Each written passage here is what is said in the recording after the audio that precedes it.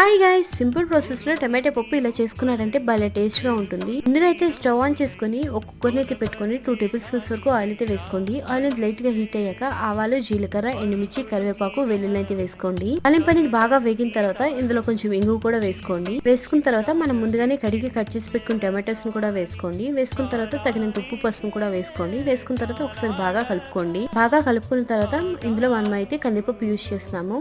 మీరు పెసరపప్పును కూడా వాడుకోవచ్చు. కందిపప్పు వేసుకున్నాం కదా, వేసుకున్న తర్వాత తగిన వాటర్ అయితే వేసుకున్నాను. వేసుకుని ఒకసారి బాగా మిక్స్ చేసుకుని కుక్కర్ అయితే మూత పెట్టి ఒక 5 విజిల్స్ రానియండి. 5 విజిల్స్ వచ్చాయి కదా, ఇప్పుడైతే స్టవ్ అయితే ఆఫ్ చేసుకుని కంప్లీట్ గా కూల్ అవనివ్వండి. ఇప్పుడైతే కంప్లీట్ గా కూల్ అయింది కదా, ఈ విధంగా అయితే పప్పుని కొంచెం మ్యాష్ చేసుకోండి. మ్యాష్ చేసుకున్న తర్వాత మళ్ళీ ఒకసారి స్టవ్ ఆన్ చేసుకుని తగినంత కారం, ధనియాలు, జీలకర్ర పొడి, కొంచెం కర్రీ మసాలా, వాటర్ అయితే వేసుకుని మళ్ళీ ఒకసారి పప్పుని బాగా ఉడికించుకోండి. అంతేనండి, ఎంతో టేస్టీగా ఉండే టమాటో పప్పు అనేది రెడీ అయిపోతుంది. ఫైనల్ గా అయితే కొంచెం కొత్తిమీర కూడా వేసుకోండి. Thank you so much watching అండి. Please like, share and subscribe.